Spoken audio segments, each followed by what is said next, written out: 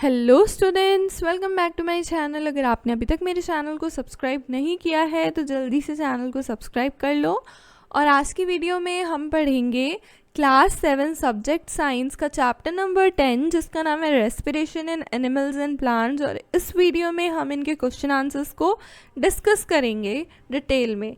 तो सबसे पहला जो क्वेश्चन है वो ये है कि why does an athlete breathe faster and deeper than usual after finishing the race.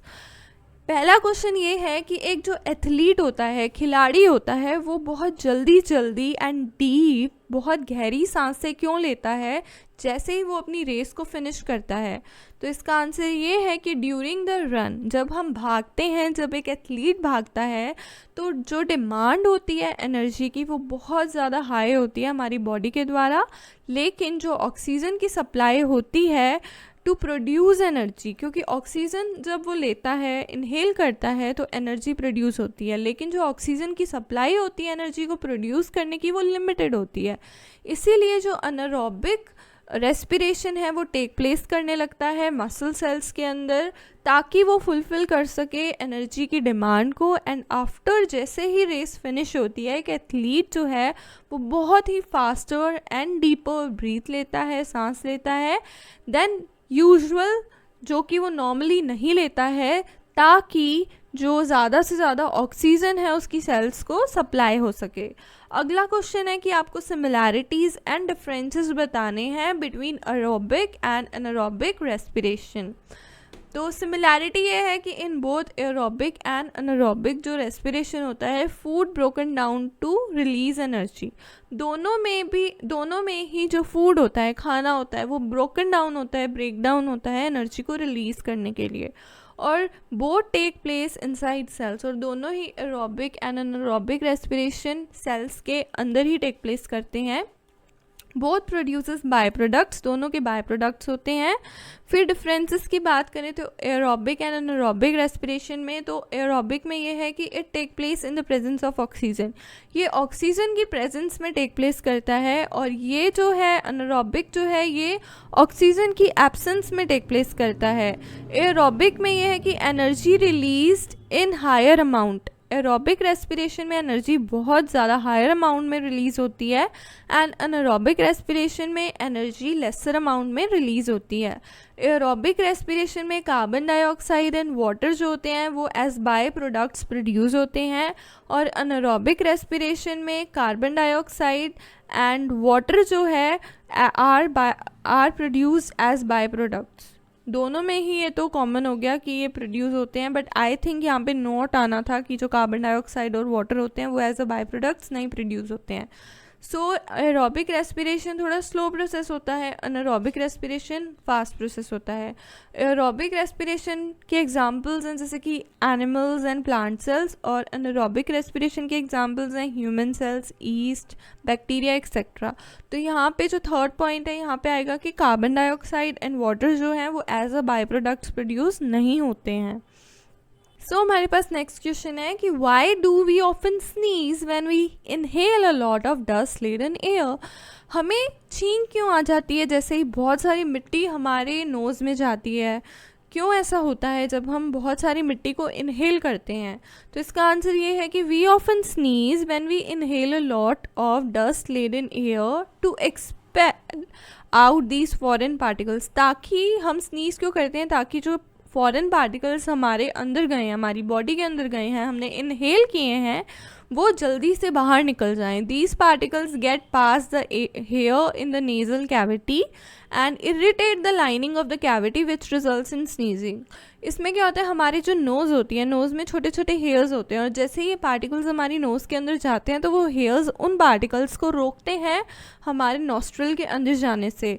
और तो क्या होता है, कैविटी के अंदर जाने से रोकते हैं, तो जो लाइनिंग ऑफ कैविटी होती है वहाँ पे इरिटेशन होने लगती है एंड जो फॉरेन पार्टिकल्स होते हैं वो बाहर आ जाते हैं स्नीजिंग के थ्रू, क्योंकि इरिटेशन होती है तभी स्नीजिंग टेक प्लेस करती है।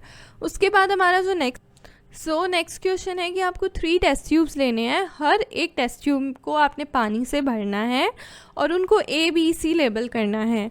Keep a snail in test tube A test tube में आपको स्नेल रखना है, और वाटर प्लांट रखना है आपको B टेस्ट ट्यूब में, और एंड सी टेस्ट ट्यूब में।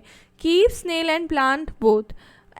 सी टेस्ट ट्यूब में आपको स्नेल और प्लांट दोनों रखने हैं, whereas A test tube में आपको सिर्फ स्नेल रखना है और बी टेस्ट ट्यूब में आपको सिर्फ वाटर प्लांट रखना है। Which test tube would have the highest concentration of CO2। अब हमें ये पता लगाना है कि इन तीनों टेस्ट ट्यूब में से ऐसी कौन सी टेस्ट ट्यूब है जिसमें कार्बन डाइऑक्साइड का जो कंसनट्रेशन है वो बहुत ज़्यादा हाईएस्ट होगा। तो इसका आंसर ये है कि जो टेस्ट ट्यूब ए है उसका कंसनट्रेशन ऑफ CO2 ज़्यादा होगा, क्योंकि snail will take in oxygen, क्योंकि स्नेल ऑक्सीजन लेगा एंड कार्बन डाइऑक्साइड बाहर देगा। लेकिन जो test tube B and C है वहाँ पे CO2 जो है वो वाटर प्लांट के द्वारा यूटिलाइज हो जाएगी फूड बनाने के लिए, एंड हेंस वहाँ पे लेस कंसनट्रेशन होगी CO2 की। नेक्स्ट क्वेश्चन है कि आपको करेक्ट आंसर को टिक करना है। तो पहला ये है कि कॉकरोचेस में एयर जो है उनकी बॉडी के किस पार्ट से एंटर होती है, लंग से, गिल से, स्पिरैकल से एंड स्किन से। तो इसका आंसर हो जाएगा ऑप्शन नंबर 3। फिर नेक्स्ट क्वेश्चन है कि during heavy exercise we get cramps. हमें क्रैम्प्स, हमें दर्द होने लगता है पैरों में, ऐसा क्यों होता है, किसके एक्यूमुलेशन के द्वारा होता है। तो carbon dioxide, lactic acid, alcohol या वाटर। तो इसका आंसर होगा लैक्टिक एसिड। नेक्स्ट क्वेश्चन है जो नॉर्मल रेंज होती है ब्रीदिंग रेट की पर मिनट इन एन एवरेज, एक एवरेज एडल्ट पर्सन में वो किस रेट पे होती है एट रेस्ट इज। सॉरी ये क्वेश्चन थोड़ा हो गया कि यहाँ पे लिखा हुआ है कि जो नॉर्मल रेंज है ब्रीदिंग रेट की पर मिनट एक एवरेज एडल्ट पर्सन में रेस्ट के टाइम पे वो क्या रेंज होगी। तो वो रेंज क्या होगी ब्रीदिंग की पर मिनट, 9 to 12 या 15 to 18 या 21 to 24 या 30 to 33। तो वो होगी 15 to 18 range of breathing rate पर मिनट। फिर उसके बाद है कि ड्यूरिंग एक्सलेशन जो रिब्स होती हैं वो क्या करती हैं, moves outward, moves downward, moves upward, do not move at all. तो मूव्स डाउनवर्ड्स। जब हम एक्सलेशन करते हैं तो जो हमारी मसल्स रिब्स होती हैं वो डाउनवर्ड्स मूव करती हैं। फिर आपके पास कुछ मैथ्स करना है, आपको कॉलम 1 एंड कॉलम 2 दिया हुआ है। तो कॉलम 1 में हमारे पास yeast, diaphragm, skin, leaves, fish and frog है।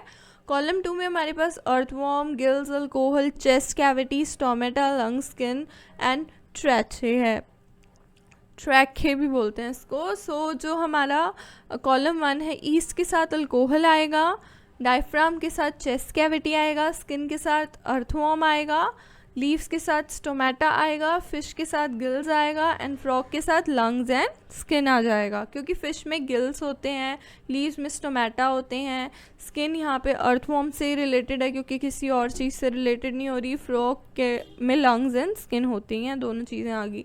नाउ वी हैव कि हमें ट्रू फॉल्स स्टेट करनी है। तो पहला क्वेश्चन है कि ड्यूरिंग हैवी एक्सरसाइज जो ब्रीदिंग रेट होता है एक पर्सन का वो क्या वो स्लो डाउन हो जाता है।